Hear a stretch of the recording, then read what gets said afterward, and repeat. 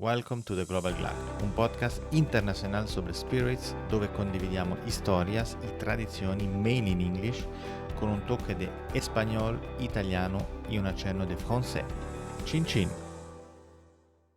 Hola, buenos días, bienvenido de vuelta a este episodio, hoy en español y hoy estamos en Michoacán, estamos en México, estamos con Miriam Paola Pacheco de Casa Tarasco, me olvidé por un segundo el nombre de la empresa. Y hoy justamente vamos a hablar de charanda. Primero que todo, Miriam, muchísimas gracias por tu tiempo. Bienvenida a este podcast. ¿Cómo estás? ¿Qué me cuentas? ¿Cómo van las cosas allá? Gracias, Renato, también gracias por tu interés, por tu tiempo, por querer saber poquito más acerca de charanda. Correcto, sí, yo escuché, bueno, ya vi unos en Rare Spirits, hicieron como una visita virtual. También escuché, creo que seguro un podcast recientemente de Romcast que hablaban justamente de la empresa. Y sí, quería hacerlo en español. Como tú sabes, yo vivo, puede ser que sabes que yo vivo en Colombia. Aquí también hay algo que se produce que se llama viche. Podemos hablar un poquito más tarde de esto. Es parecido, o sea, también está hecho con la caña de azúcar, con el jugo de la caña. Pero hablamos de charanda hoy. Miriam, ¿me puedes decir qué es la charanda? Para una persona que nunca escuchó hablar de esto, ¿cómo puedes explicar? Bueno, siempre digo, no es ron, es charanda, así como se dice en el dicho. Bueno, se podría decir para entenderlo más fácil, porque sí es un destilado de caña, que los procesos pueden ser muy parecidos, pero claro, igual que los rones, nada más que pueden llamarse igual, tienen su característica única en cada lugar del mundo y en el caso de charanda se le llama así porque purépecha en la lengua local significa tierra colorada, tierra rojiza y es una zona muy volcánica de tierra roja, muy mineral y es alta a nivel del mar, a más de 1.300 hasta 2.500 metros sobre el nivel del mar. Ujú. Le da características diferentes. El, el agua aquí nace. Tenemos 5 variedades de caña diferentes y solo son 16 municipios de 113 que comprenden la denominación de origen. Ujú. Sí. Y esto es súper importante, la denominación de origen, porque, claro, yo me imagino, yo he leído que a partir de 2003 el gobierno central implementó la denominación de origen. ¿Me puedes un poquito explicar cómo pasó esto, cómo se creó la denominación de origen, por qué era importante implementar esta denominación de origen? Bueno, las denominaciones de origen realmente existen en todo el mundo. Ujú. Todo el mundo hay un producto único que no se puede repetir en ninguna otra parte del mundo, que puede, que se ha transmitido el conocimiento de generación en generación, que el entorno natural, los recursos naturales y humanos son únicos, pero una denominación de origen protegida es documentar todo eso bajo un estándar o una regulación internacional que, eh, que la primera fue la de Portugal, la de Loporto, Ujú. y en base a eso, principalmente la Unión Europea protege esos productos en el mundo y solo es el documento histórico y todo lo que implica que tiene esas características ese producto y el grupo de productores que toma la iniciativa para documentar en base a esas regulaciones internacionales.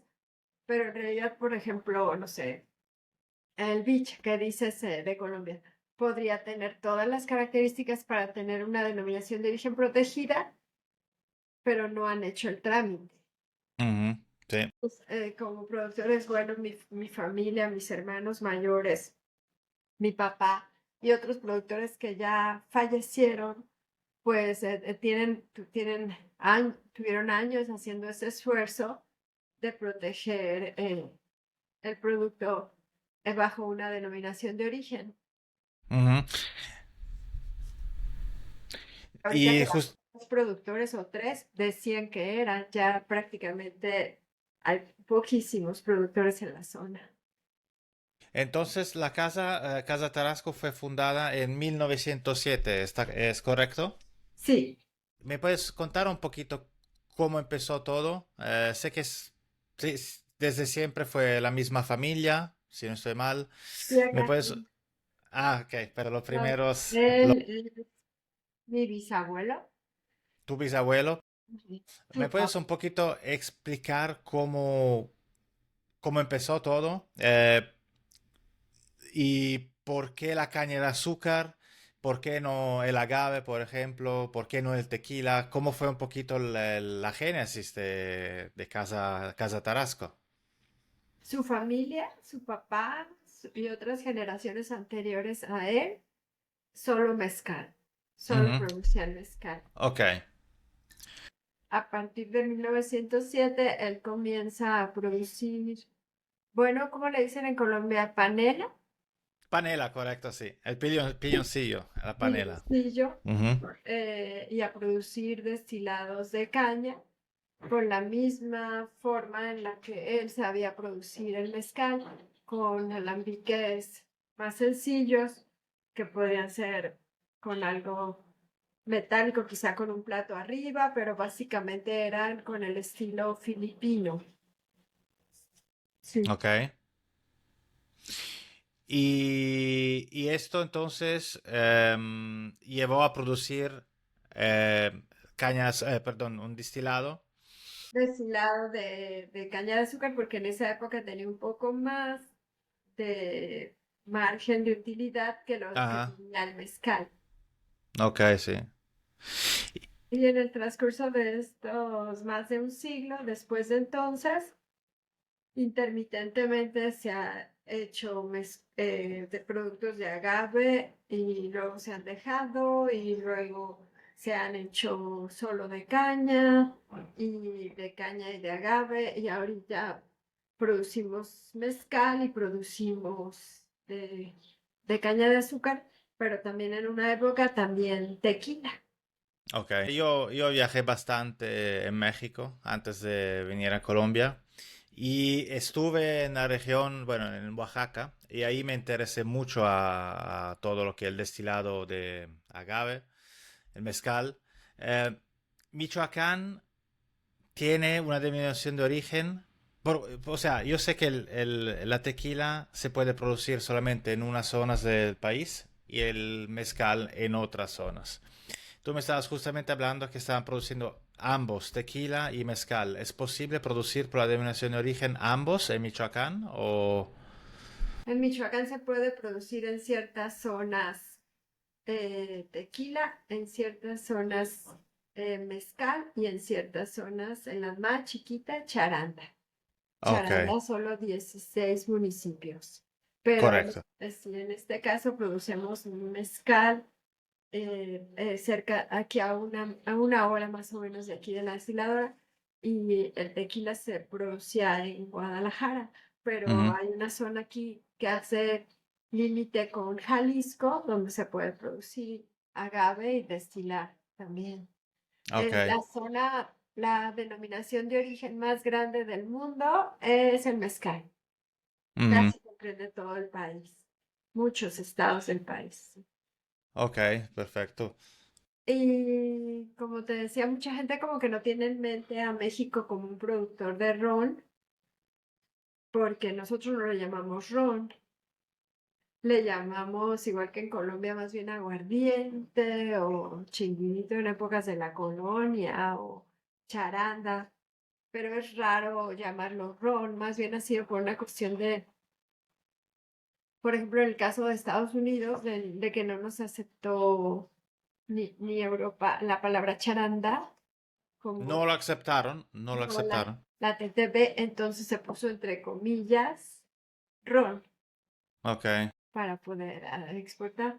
Pero realmente la caña de azúcar llega a México en 1522 más o menos y tenemos muchísima tradición y conocimiento de destilar caña de azúcar, solo que no es muy común llamarle ron. Y también, bueno, México, me imagino también por las exportaciones, mucho más conocido por el tequila. Entonces, cualquier persona que viaja a México, la primera cosa que va a pedir a un bar, a un restaurante, es una margarita, por ejemplo. No va a pedir una charanda porque, claro, primero no conoce el término charanda y segundo, mucha gente no sabe que se produce destilado de caña en México. Porque Exacto. justamente la tequila y el mezcal Son, son los productos más vendidos y exportados. sí. Hablando de exportación, ¿ustedes venden charanda mucho en México? ¿O cómo es la proporción de venta de los productos mezcal, charanda en México y al exterior? O sea, ¿ustedes son mucho más enfocados para la exportación o también tienen un mercado interno que, digamos, soporta la economía de la empresa? Nosotros producimos para mercado nacional en la mitad o quizá un poco más. Eh, la exportación representa un 40, un Ok. 55% quizá. Este, ujú. ¿Y los países más donde se exporta más? Me imagino Estados Unidos o también hay Europa. ¿Europa está? Sí, sí se vende en Europa, pero nuestro principal mercado de exportación es Estados Unidos. Claro, claro, más cercano. Bueno, yo te quería mostrar algo que tengo aquí. Seguro lo conoces. Sí, claro. No sé si es un producto que aún tiene, bueno, está un poquito dañado, es un charani. Lo compré en Ciudad de México y justamente te quería preguntar un poquito sobre el proceso de producción, porque yo en el video vi que tienen distintos alembiques. Si me puedes un poquito explicar los alembiques que tienen ahí, la diferencia si tienen, me imagino también columna o cómo funciona un poquito el proceso de destilación con los tipos de alembiques que tienen. Tenemos alambiques estilo filipino, que ustedes saben que Ujú. tuvo mucha influencia después de que nos conquistan a nosotros. España conquista Filipinas y tiene tenemos esa influencia de la gente que venía acá y que hacía el que le llaman vino de cocos. Ajá. Y con eso pues, hay mucha influencia para hacer mezcales y también destilados de caña en la zona. Y tenemos ese alambique que tú sabes cómo funciona, es básicamente barro y algo de cobre, un plato arriba que condensa y también tiene un serpentín. Y son alambiques pequeños de unos eh, 40 litros de capacidad y tenemos ese estilo que es el más antiguo. También tenemos alambiques de cobre pequeños de unos 400 litros, otros de 1000 litros, Ujú. y se hacen dos destilaciones. En todo se hacen dos destilaciones. Y también de acero inoxidable de diferentes tamaños. También tenemos uno de cobre que tiene eh, una columnita integrada, una columna de 5 platos. Ok. Y también tenemos columnas de diferentes tamaños. Yo estaba mirando justamente el producto que tengo aquí, el Charani. Creo que he leído que está hecho con la columna de cinco platos, ¿es posible? ¿Era este uno o un Sí, es producto? un alambique de cobre y arriba tiene una columnita. Ok. Es un alambique pequeño de menos de 1000 litros. Sí. Sí. charanda por denominación de origen se tiene que producir con la caña de azúcar, por supuesto, pero se puede producir con el jugo, el piloncillo y la melaza. Sí. Te quería preguntar cuál es el porcentaje de, digamos, de productos que producen por cada tipo digamos, de materia prima y si hay también utilizan distintos tipos de alembiques dependiendo de la materia prima. Sí, nosotros para melaza utilizamos columnas. Que luego me dicen al revés, y yo al revés de quién, no, no. Porque creo que en las islas francesas se destila el jugo en columna, y en algunos otros países se destila más bien la melaza en alambique. Y bueno, nosotros destilamos la melaza en columna y en jugo o el piloncillo en alambique. Ok, Y en el transcurso de las décadas, a veces duermen alambiques o columnas y trabajan otras. Y a veces duermen otras y trabajan otras. No, ujú, nunca están operando todas. Por ejemplo, los alambiques de cobre duraron 20 o 25 años dormidos porque el producto principal era melaza de columna. Y después Estados Unidos pidió más jugo en alambique y, y después un blend 50-50. Así ok.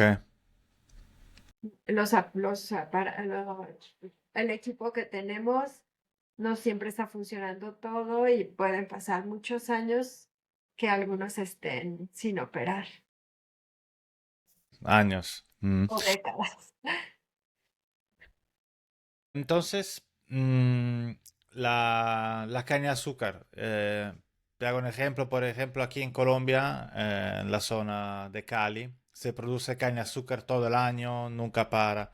¿Cómo es en Michoacán? ¿Hay una temporada, me imagino, o también se produce todo el año, se puede cosechar todo el año? La zona cañera de Michoacán ha disminuido porque se ha cambiado mucho a otros cultivos. Mm, Algunos cerca de Uruapan se ha cambiado a aguacate, que es el producto principal de Michoacán. Y la zona más hacia que hace más calor ha cambiado a berries, principalmente blackberries. ajá. Pero la caña que queda sí se vende a los ingenios azucareros que están cerca de la zona y su zafra es de diciembre a marzo. Ok. Nosotros no vendemos porque nuestro terreno es pequeño, son solo 10 hectáreas y es solo para nuestro uso. No vendemos nada al ingenio y cosechamos todo el año pequeñas cantidades que se muelen cada semana. Ujú, Y a veces, dependiendo la época, pues los grados Brix están muy bajitos y a veces están mucho más altos, pero eso le da perfiles diferentes a cada batch, pero y también depende del tipo de caña, pero es parte de nuestras características y de nuestro sello que así es. Cambian los batch y nunca no son consistentes, no es un ujú. producto que te sepa igual siempre. Sí. Y entonces me imagino que también es por eso que deciden a veces de producir rones a base de jugo y otros de melaza porque para guardar más tiempo el producto. O sea, si la zafra, por ejemplo, digamos, es en marzo, podrían destilar también en septiembre. Sí, pero nosotros no vendemos al ingenio, eso más bien es para producir azúcar. Productores de charanda ya prácticamente no hay. Ok. Antes lo que hacían era almacenar piloncillo y cuando estaba más alto de Brix y cuando querían destilar en otra época lo tenían almacenado y solo lo rehidrataban para... Ajá. Y ustedes también hacen así para poder, no sé, producir un poquito más allá en el tiempo? ¿O cuando la zafra producen todo lo que pueden y ya? No, no tenemos zafra, producimos cada semana. Cada Ok. semana se corta, Ajá. cada semana hay cosecha. Cuando llueve es diferente la caña, pero todos nosotros siempre hay cosecha. Ajá.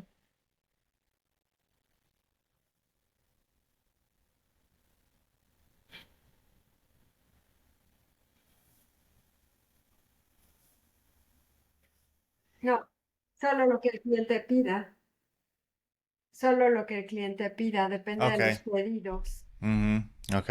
Ok. Sí, hay pedidos usualmente es cíclico ya de los últimos años, pero lo que el cliente pida. Puede Ok. ser piloncillo, puede ser jugo, puede ser melaza, puede ser un blend, puede ser que metamos en las barricas ciertos productos que nosotros consideramos que se Ujú. deben meter, pero es variable. Ok. Hablando justamente de añejamiento, veo en la página web que tienen distintos productos. Tienen licor de café, tienen de charanda Lurapuan azul, que es un destilado de caña de azúcar, del jugo de la caña de azúcar. También veo que tienen el sol tarasco, añejo con hongos. ¿Me puedes un poquito explicar cómo es el proceso de añejamiento en Casa Tarasco?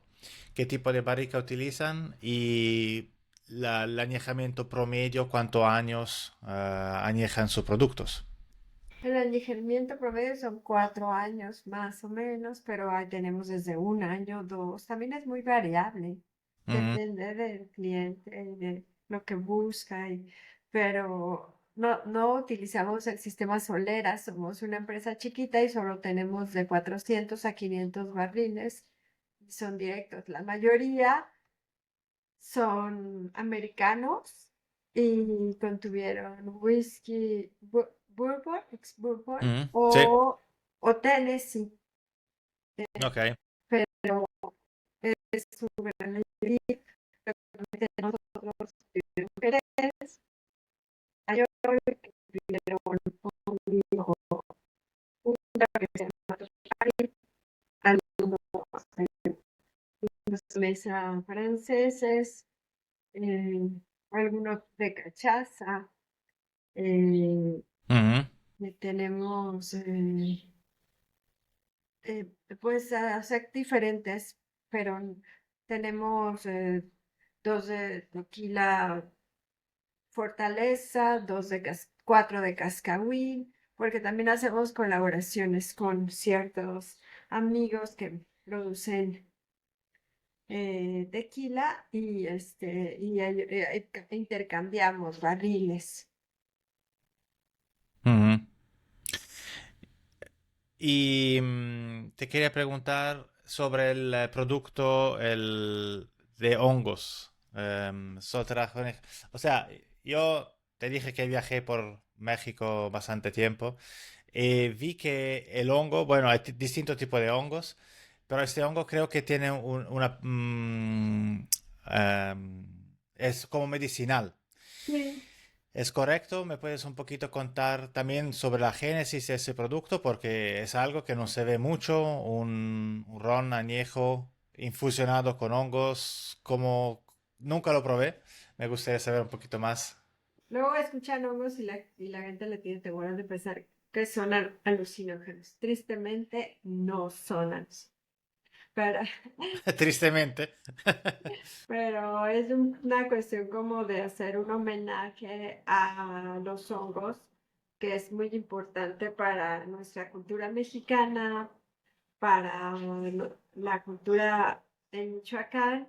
Son muy usados, como tenemos tanta lluvia, es muy común para cuestiones místicas, medicinales, para comer, Ujú. el hongo es importante. Y para cuestiones de medicina, todos los alcoholes en el mundo tienen su parte curativa. Ujú, sí. En el caso de charanda también era común ponerle hierbas o cositas que la gente pensaba que o piensa que pueden ayudarte algo a la salud. Y fue ponerle hongos como una réplica de ese sentido medicinal y un homenaje a la importancia de los hongos en México y en Michoacán. Y siempre dicen, ay, ron con hongos, y yo, no es ron, es charanda. Para Ujú. los, ¿cómo se les dice? Muy papistas, o como se les dice a los muy de ron, puede sonarles, si es Ah, correctamente, ¿cómo? papista, muy, Los puristas, quiero decir, o... Ajá, sí. puede pensar algo así como muy extraño, pero es una cuestión que tiene que ver más con charanda que con rones. Sí, ajá, Sí, absolutamente sí. No, es claro, es algo de local, por eso también la denominación de origen, que hay que proteger y hay que también entender.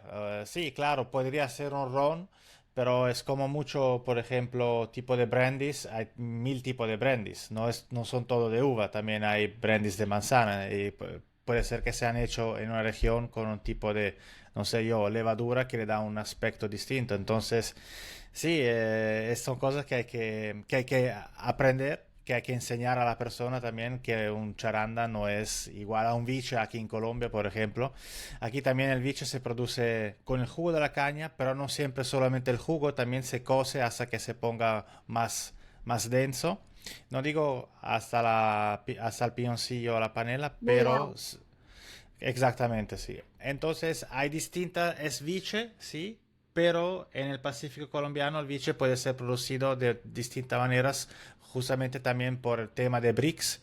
Hay el norte donde vive más y entonces hay menos BRICS, necesitan más azúcar para poder crear alcohol.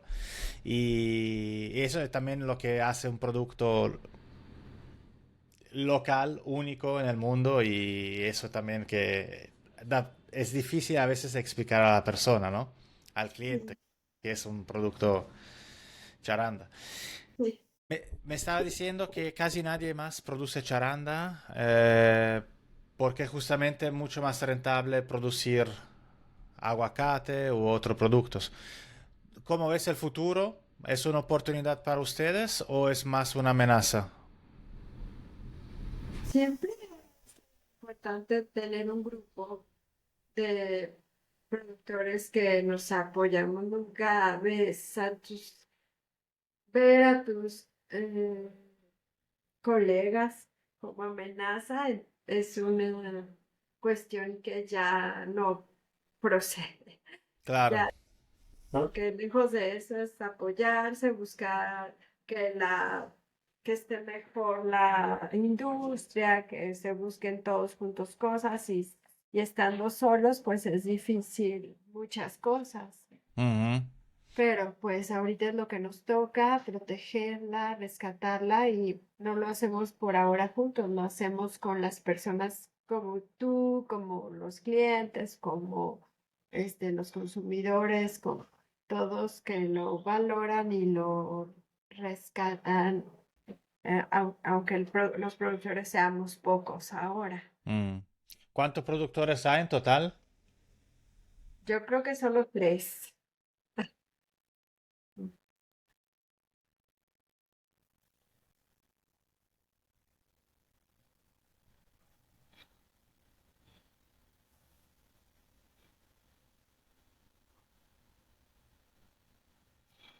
Es un mercado local, eh, pero, pues, por ejemplo, Casa Méndez, eh, otro productor se llama Caracha, eh, pero sí son por ahora más locales. Yo, bueno, te dije que viajé mucho tiempo en México. Eso también es un producto que compré en Ciudad de México. No, no lo puede. Es el Para Paranubes nubes, es de Oaxaca. oaxaqueño. También añejado, como puedes ver, creo un año, si no estoy mal. Y sí, justamente no son los únicos que producen ron. Aquí ellos lo llaman aguardiente de caña, ron. ¿Cómo ves tú el mercado del aguardiente, del ron, del charanda en México en general?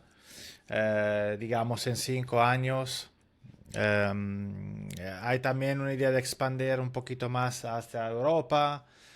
Yo sé que en Europa también la gente mirando las redes sociales están curiosos, interesados por ese tipo de productos. ¿Qué piensas cómo podría ser esto en la evolución de este producto en los próximos 5 años? Yo pienso que va a crecer, se va a posicionar más porque, por eso precisamente, porque es un producto de calidad, es un producto diferente y la gente quiere probar y conocer la historia y lo que hay atrás. Y tenemos la superventaja ahora de las redes sociales y de los influencers y de gente que le gusta y que lo promueve y que hace que despierte esa curiosidad entre el consumidor y un consumo más responsable siempre porque cuando Claro, explicas y cuando sabes que tiene una historia atrás y cuando no es así como un consumo, es algo así como más cuidadito, más de disfrute, más limitado. mm, sí, esto perdón. Eso a veces es el problema también, ¿no? Del tequila, el tequila masivo que se encuentra en otros países. No es la mejor calidad y la gente es solamente para tomar el trago y no aprovechar el producto. Y hay justamente un poquito esta visión que la gente está empezando ¿cómo puedo decir? A aprovechar, a aprender a tomar bien productos de calidad. Y ahí es importante saber también posicionar su producto como producto de calidad. Yo ayer me estaba haciendo un par de coctelitos con tu producto. C'era delicioso, hice con daiquiri. Pero también tomarlo así, sin nada, neat, ¿cómo se dice? Neat, Solo. solito, sí. Es espectacular, tiene una gama aromática muy, muy intensa, ¿Y dónde se puede conseguir este producto? Fuera de México. Se encuentra también en Estados Unidos. ¿Dónde exactamente? ¿Cuáles son los estados donde se encuentra más tus productos? Estamos en más de 30 estados, Ok, ok. pero pues nuestros principales mercados obviamente pues es Texas, California, Florida, Illinois, hay también en Kansas, en Washington, en Nueva York.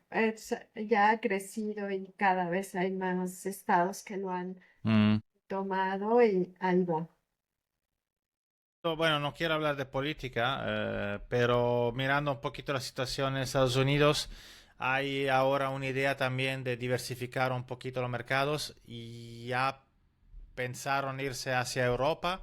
Es complicado Europa, ¿cómo sería ir vender productos en Europa? Vendemos ya en Europa, en algunos países, a través también de un distribuidor allá. Charani, por ejemplo, está en Italia, Ah, ok. pero también en China, algo, Australia, aquí. Mm, La verdad es que pues uno se va adaptando a las circunstancias. En tantos años como empresa, pues no es la primera vez que tenemos un reto así o otro y ahora sí que nos sabemos adaptar y esperamos que así sigamos a las circunstancias del mercado y como tenemos tan variado el tipo de destilación y de productos, pues ahora sí que te adaptas a las circunstancias como debe de hacerlo todo el mundo a sus circunstancias. claro, claro. Y yo estaba hablando justamente con una persona la semana pasada que justamente hablaba de cuánto es importante diversificar, sobre todo hoy en día, cuando uno tiene una destilería, los productos. Ahora se hace ron, pero también es importante diversificar, producir, por ejemplo, ahora te hablo de un ejemplo en Italia, eh, producir gin, producir distintos productos porque, claro, hoy vendes, pero mañana puede ser que cambie el mercado, cambie cualquier cosa, entonces es importante siempre diversificar. Y sí, estoy contento que a pesar de todo, tienen algo para, o sea, tienen diversificación para poder seguir adelante y salir con nuevos productos. Ojalá que pueda probar siempre más. Yo me voy pronto de vuelta a Suiza en unas semanas y creo que será mucho más fácil para mí encontrar tus productos en Europa que aquí en Colombia. Tú sabes que Colombia no es un país muy importador. ¿Ya trataron también un poquito en América Latina, expandirse en América Latina o... Sí, de hecho he intentado en Colombia, pero no se ha concretado nada. Ojalá que pronto. Mm, Y sí, te digo, abiertos a lo que venga y a diversificarnos y tenemos la ventaja de que podemos producir poquitos en un lote pequeño o de diferentes tamaños. Y ahora sí que si Colombia dice, yo prefiero este tipo de producto, pienso que puede funcionar más mm. de base a lo que nosotros podemos ofrecer y que no se sale de lo que es para nosotros un producto muy bueno, pues nos adaptamos al mercado.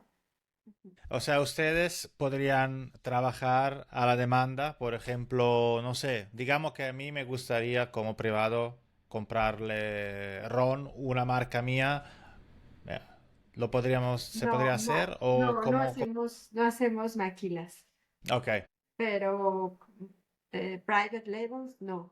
ok. Pero si tú me dices, yo quiero en Colombia, pero me gustaría más bien para Colombia que fuera 100% jugo y que lo hagas solo en alambique filipino y que le infusiones hierbas locales y juniper, Ujú, porque tenemos ese estilo.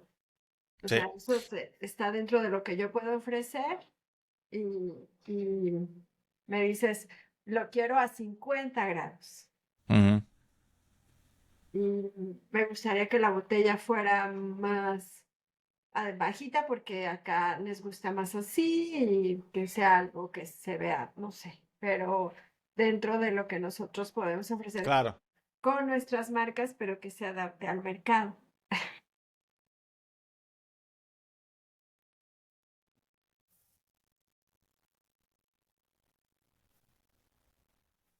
No, pues todo se negocia. Si son nuestras marcas propias, estamos abiertos a... Ok. Interesante. Sí, sí, sí, sí, sí, esto lo entiendo, sí, porque que seguramente es otro tipo de negocio y es otro approach, entonces me imagino que tiene que ser uno bastante grande para poder empezar a hacer private labeling. Eh, bueno, Miriam, yo creo que ya tengo todas las preguntas, te pregunté todo lo que quería preguntar, no sé si No, tú quieres agregar algo más, si yo me olvidé de preguntarte algo que te parece importante compartir con los audientes. no, agradecerte, Nato, muchas gracias. Y si puedes ahí compartir mi Instagram y si alguien tiene una pregunta y me puede ¿Mm? preguntar directamente y les agradezco. Te agradezco a ti y a la gente que escucha por el interés y gracias. Gracias a ti, Miriam. Y sí, voy a poner la página web, voy a poner tu Instagram para que la gente te pueda contactar por cualquier duda o pregunta. Y ojalá que pueda viajar pronto a Michoacán y probar todos los productos que tienes ahí. Y gracias. Te mando un abrazo desde Cartagena. Un abrazo. Chao.